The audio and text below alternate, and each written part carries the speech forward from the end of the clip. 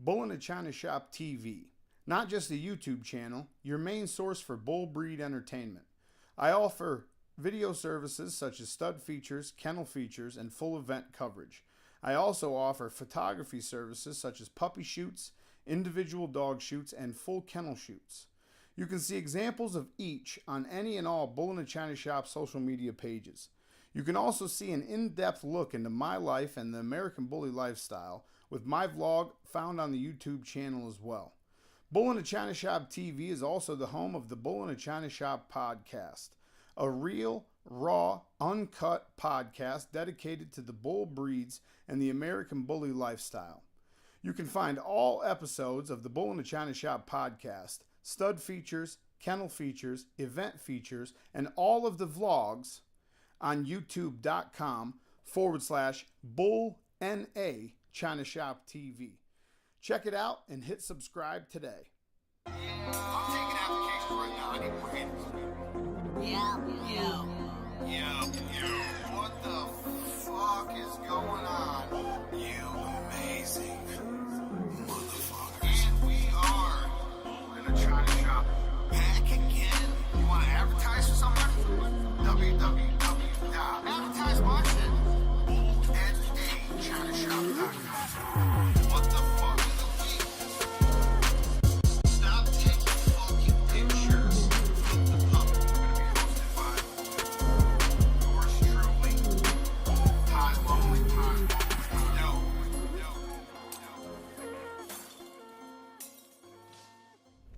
Yo. Yo. So, check this out. Episode 61 of the Bull-NA-ChinaShop podcast, the first and only podcast dedicated to the bull breeds and the American Bully lifestyle. Okay? Episode 61. I'm coming to you from Dallas, DFW, Dallas Fort Worth International Airport. Okay, it's going down. I don't know if you guys ever been in an airport. I don't know if you've ever tried the podcast in an airport. Okay? I walked around this place approximately 45 minutes just to find a spot quiet enough to turn the mic on. All right? Now, I was going to do it outside or out in the common area. But the announcements, this lady on the fucking loudspeaker with the mic, party of 4 to Delta Counter 67, gate 67, please. No, not having all that. I can't do it. 16 announcements. Dave Patel, please come to gate 46. Mr. Patel. No, I can't do that, okay? So what I did was I found the chaplain. All right? Or the chapel, not the chaplain. That would be the person who runs the chapel. I found the chapel. I'm not praying at this point. Please don't execute me. Anybody that works at DFW, I did politely wait for a nice young Muslim woman to get done praying before I even came in here. Made sure the chapel was cleared out. Try to be as respectful as possible, but it is impossible to find a quiet spot in the airport. And if you haven't noticed yet, the acoustics in here aren't going to be real good. Okay? We're going to get some bounce off. We're going to get some echo. Is what it is. I'm also dealing with a little bit of I don't know if I want to call it a chest cold or some sort of respiratory infection. I'm not sure. But I can't fucking breathe, and I've been hacking since I left the house, okay? So you have to deal with that as well. There shouldn't be too much airport noise going on. If there is, we'll just bear with me here, okay? Now, the reason I'm doing episode 61 so late, and the reason I'm doing it by myself is the guest that I had lined up this week, awesome, great, it would have been a great podcast, great interview, great conversation, however you want to put it. Personal shit came up. Life happens. You know what I mean? Had to cancel this week. I tried to put a little bit of a 2-minute drill together, a little fourth quarter scramble. I don't know your football terms, okay? Tried to put a little backup plan together. couple of those fell through also. No big deal. This is what we do. Shit happens. Life happens. We adapt and we overcome. We're doing episode 61 solo, and I'm cool as a motherfucking cucumber with it, okay? Now, again, I'm in the international terminal of Dallas-Fort Worth International Airport, and the reason I'm here is because I'm headed to Australia. I believe this is to be the second annual ABKC Australia event. If you've been paying attention to prior podcasts, you already have all the information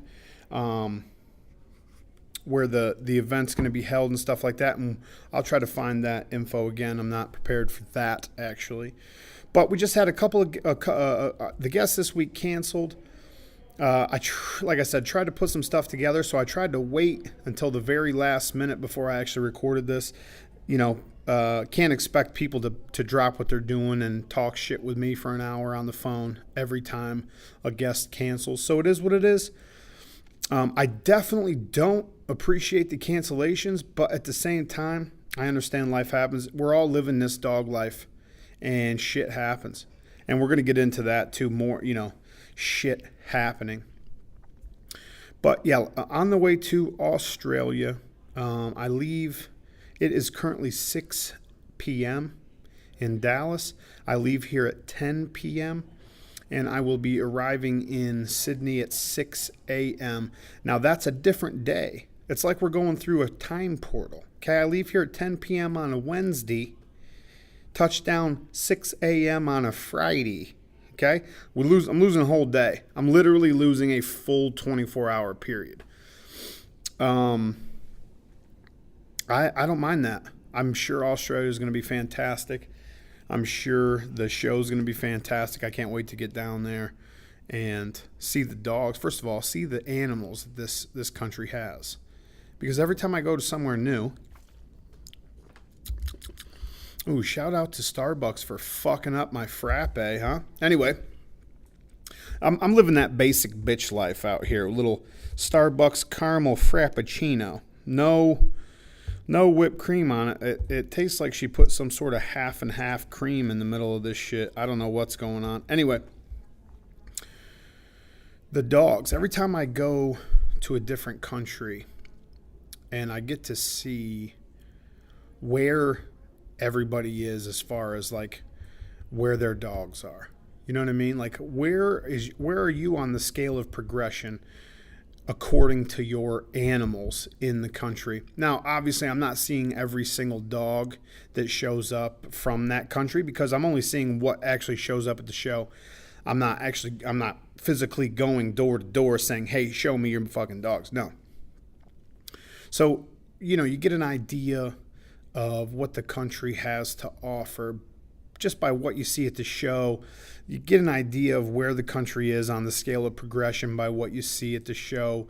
You know, you get an idea of where the mentality is behind these breeders when you see their animals at the show and you have a 5-minute conversation.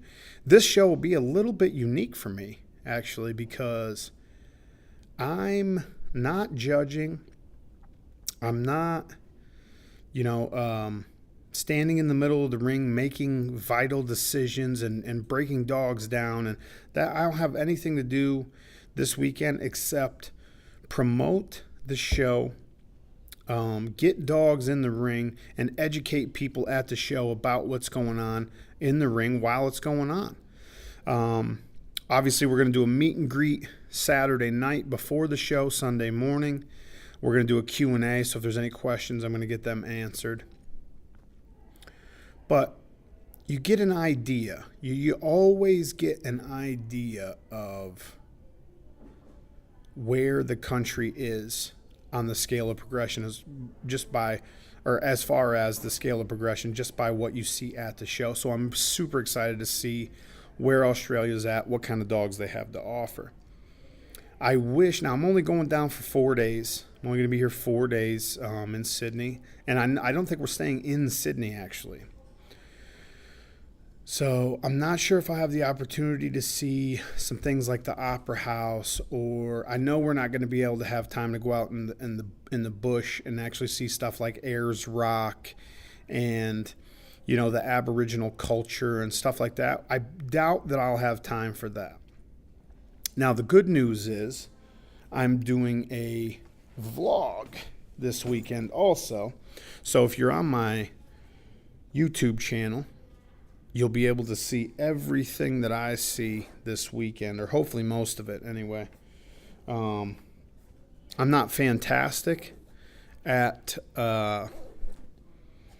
recording every single event that happens. I'm still getting better, still learning this whole video log experience.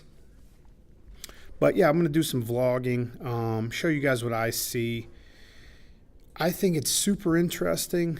First of all, Australia has been on my list of countries to visit or to go to one day since I was in third grade. And when I was in third, fourth grade, you have to understand, I was in a position in life, a situation in life where I literally never comprehended that it would be a possibility, a real life possibility, for me to be going to Australia. Australia. So you have to understand, back to third grade, I was daydreaming. I had my third grade teacher had just come back from Australia. She's showing us slides of, back then you had to use a slideshow and a projector screen, okay? But she showed us slides of the Aboriginal culture, some of the stuff that she experienced. She showed us slides of the Opera House and Ayers Rock and just Sydney in general, and the ports and just the country itself. And, I definitely, we won't have time to go to Melbourne and, Brisbane or however they say it. We definitely won't have time to go there. But in the future sometime, hopefully I'll be able to get myself back here and actually go for a real deal tour around the continent, because this is, you have to understand, I mean, back in the day when I'm daydreaming about being anywhere else but where I was at, wishing, hoping, wanting to be able to have the opportunity to go and travel and see and experience these places that I'm daydreaming about. Back then, there was absolutely no possibility that would ever happen. It was absolutely out of the question at that point.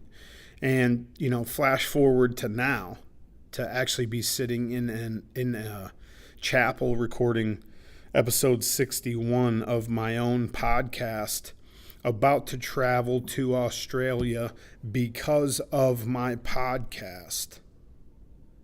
And because I found this lifestyle, this American bully lifestyle, this bull breed lifestyle, this dog man lifestyle that we live.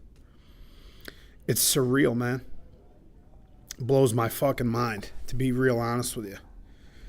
It's a little overwhelming to be, if I'm being super honest, it's surreal to the point where I don't know how I feel about it. Obviously I'm happy and I'm excited, but it's so surreal that it brings a certain amount of anxiety with it also. You know what I mean?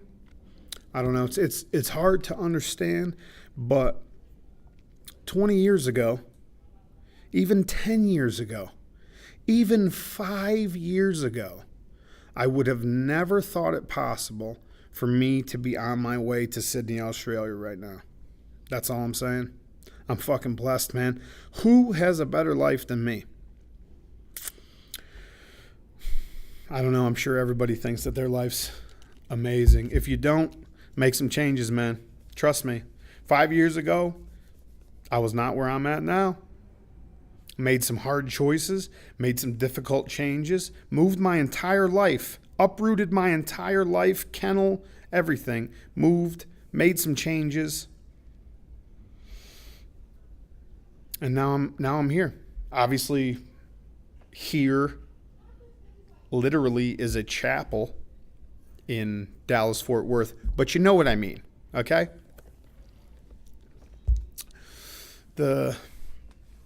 I thought about, because of the cancellation and stuff, I thought about maybe skipping this week, and, you know, it's a good excuse. I had a cancellation, and I've got piles of excuses why I could have skipped this week and put episode 61 next Wednesday when I got back from Australia, or maybe record while I'm in Australia and put that out next week. That's not how I roll. Okay, excuses aren't how I fucking roll. Plus, there's a couple things I want to talk about. Some shit I've been seeing this week to do with some of these untimely, unfortunate deaths that we're having in the American bully community. Some of the responses and reactions that I'm seeing from these fucking scumbag backyard breeders really get under my skin. It really gets under my skin, okay? If you want to be a dog breeder, you have to learn how to deal with death.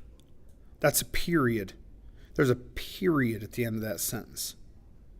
If you want to be a dog breeder, if you want to be something more than a fur mom with a couple of pets, you have to understand, even then, doesn't matter, even then, even if you're just a quote-unquote pet owner and you have a couple of litters, or even if you never have a litter in your life, when you own dogs, you have to understand that dog is not going to live as long as you. Period. You know, some smaller breeds, you're looking at 17 years, maybe 20 years, really pushing the maximum lifespan. If you're looking at medium-sized breeds, just give me a couple seconds, guys, a couple minutes, I'll be right out of here. If you're looking at medium-sized breeds, you know, you're looking at 12 years. The bigger, heavier dogs, you're looking at 10-year lifespan. There's nothing you could do about that. Okay? If you don't know how to compartmentalize these things, and it sounds super, super harsh to say you need to compartmentalize death, but you're going to be dealing with death no matter what you do, okay? If you breed dogs, if you own dogs, you will have to deal with death, okay? It's just the bottom line. That's just how life works. First of all, there's a bunch of reasons for that. First of all, dogs don't live as long as people in general. If you've been around dogs, spend any kind of time with dogs, you know they can't communicate what's wrong with them. They can't tell you, hey, I just got stung by a bee in the roof of my mouth. If we don't get to the emergency vet right now, I'm going to die. They can't say that. I've personally dealt with that. I had a dog on the way to a dog show get stung, literally swallow a bee, get stung in the roof of his mouth by a bee, and his entire face, head swelled up beyond recognition. Now, granted, that was the bulliest he ever looked, but if you couldn't see that swelling, you know, if his throat would have closed up right there, I would have been fucked. I would have been, you know, I don't know what I would have done. I was on a road trip. If he would have started having breathing problems, whatever, what am I going to do? Try to find an emergency vet on I-80 in the middle of Illinois? I'm sure you could find one, but it would be difficult. You know, dogs are much more likely to have their nose somewhere it doesn't fucking belong in the first place. You know? Also, if you're breeding and having litters or having puppies of any kind, culling is going to be part of your life. Whether it's hard culling or soft culling. Now, the difference between hard culling and soft culling is literally making a decision to euthanize. Soft culling is, you know, fixing, pet homing, things like that. But if you're having any sort of litters, if you're having any sort of, you know, newborns coming in your breeding program, you're going to deal with death. I mean, that just is the bottom line. Now, I don't know where people get this idea that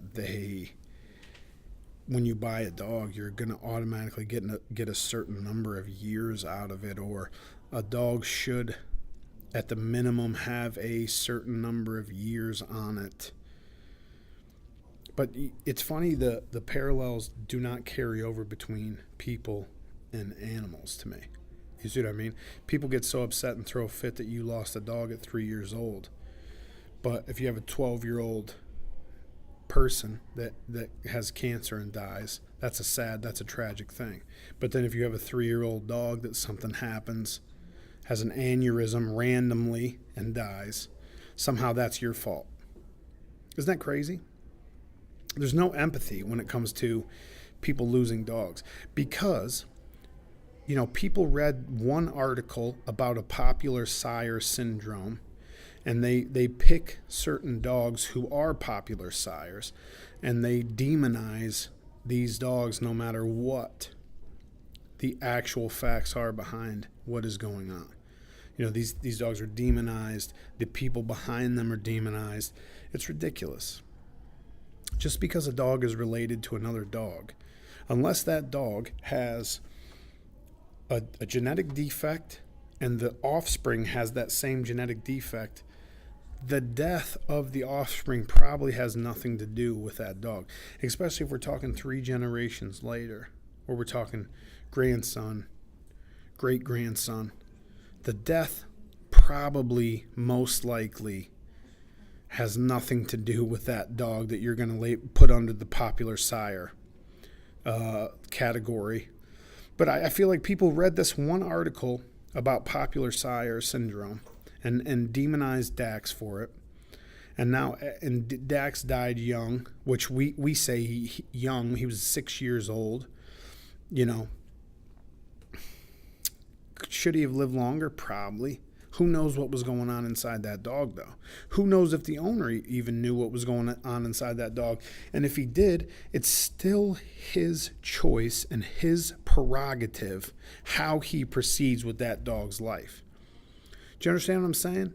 There are people every single day having children with medical issues and permanent genetic defects, and those children are growing up and having children of their own, and no one says a fucking thing about it. No one says one word about a grown man who happens to have sickle cell anemia having children, or a grown man who happens to have a certain heart condition to where he has to have a pacemaker even from the time he was 30, but that guy's having kids. No one says a fucking word because it's his choice. Once we start getting into dogs where people think they have some sort of superiority complex over other people, do we start hearing these conversations of, oh, well, that dog's left leg doesn't bend exactly how it's supposed to bend. I don't think you should breed that dog. Shut the fuck up, okay? Here's the thing. I personally was touched by two separate deaths this week, both happening Labor Day. Or maybe one was Sunday, one was Monday. A good friend of mine from Holland, Glenn, lost a young male named Don Vito. Now, if you've seen Don Vito, he physically looks like a dwarf, right? Small dog, big proportions, doesn't walk exactly right. The thing is, Glenn has had that dog in, elbows tested, hips tested, knees tested, heart tested, everything. I mean, that dog's been tested from front to back. And he literally had 2 vertebrae in his spine that were fused together, not allowing him to walk properly. Okay, so this is a medical issue. So he has 2 vertebrae that were fused. How many people in this country walking around right now that have children have fused vertebrae in their back? I guarantee the numbers would astound you. Truckers get fused vertebrae all the time from driving. Athletes, lifters, like fused vertebrae in the back. I mean, that's not something that's going to cause a random death, right? But the thing is, people are going ham on this dog, and Glenn also, because, oh, well, that dog's a dwarf. Of course he's going to die. There's no six. I mean, obviously we shouldn't be breeding for dwarfism. Okay. The thing is, the dog wasn't even being bred. He was a house pet. Okay. As far as I know, anyway, I could be off on that. Dog wasn't even being bred. He was a house pet. People are just attacking because they see a little glimmer of weakness from somebody and they just want to attack. World Star, good friend of mine, Tone, from Florida, lost a male World Star Monday to an allergic reaction. This is what I'm saying. Who knows what your dog's going to pick up? You can't be monitoring that dog 24 hours a day. And we know for a fact the dog was healthy because the dog's been checked and tested. Hearts, great. And then I see so many comments of, oh, well, if this dog wasn't off of Dak's blood, he wouldn't be dead. Listen, first of all, he's great-grandson of Dak's, okay? Great-grandson of Dak's. There's only about 60-some other dogs between Dak's and this dog, okay? It's just, you can't put that dog's death on his grandfather's shoulders or great-grandfather's, whatever it is. You can't do that. It's not fair. You can't put that on Tone's shoulders either. It's not fair, and people have no empathy. So I just want to talk about it. If you're going to be in this lifestyle, you're going to have to learn how to deal with death. I mean, that's just the bottom line. It is what it is. Anyway, let's have a moment of silence for Don Vito, World Star, anybody else who's lost a dog this year, whether it was your fault. I've lost dogs. I've had dogs die that was 100% my fault and 100% preventable.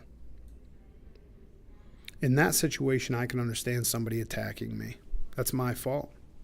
100% I understand. Anyway, moment of silence for Don Vito, World Star, anybody that's lost a dog for whatever this year.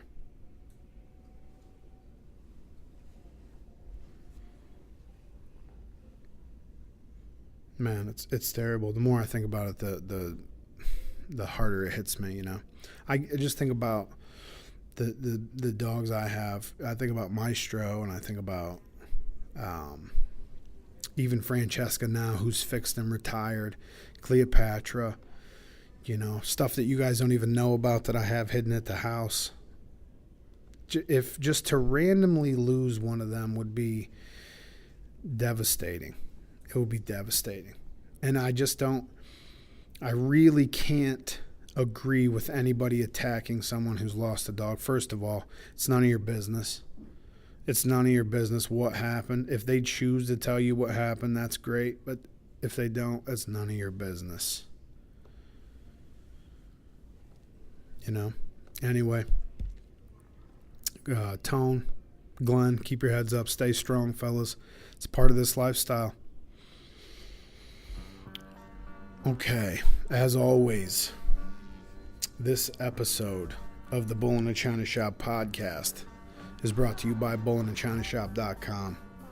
We're going to wrap this one up quick and early today. As I said, I'm in the chapel at the airport, and I'm trying to be as considerate as possible and get in and out of here so I don't interrupt anybody's prayer. Anyway, I just love your faces. It's a sad thing when we lose dogs, but you have to understand that's part of this lifestyle. You're not going to avoid it. Doesn't matter. If you haven't lost a dog yet, you haven't been doing this shit long enough. Period. Point blank. Anyway, as always, Bull-NA-China Shop podcast is brought to you by Bull-NA-ChinaShop.com. If you're looking for older episodes of the podcast, hit Bull-NA-ChinaShop.com /blog. The newest episode will be on top of the blog page. The further you scroll down the blog page, the further back in the episode library you will go. All the way down to episode number 1. So we have episode 61 all the way down to episode number 1 on the blog page. If you want to check out some videos, stay right on the home page. All the YouTube videos are on the home page, which actually that needs to be updated ASAP. I got to get on that.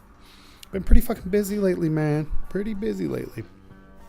We're also brought to you by, that's Bull-NA-ChinaShop.com. Bull-NA-ChinaShop.com. We're also brought to you by the Bully Embassy. The Bully Embassy is an elite group of breeders, owners, handlers, and judges from around the world.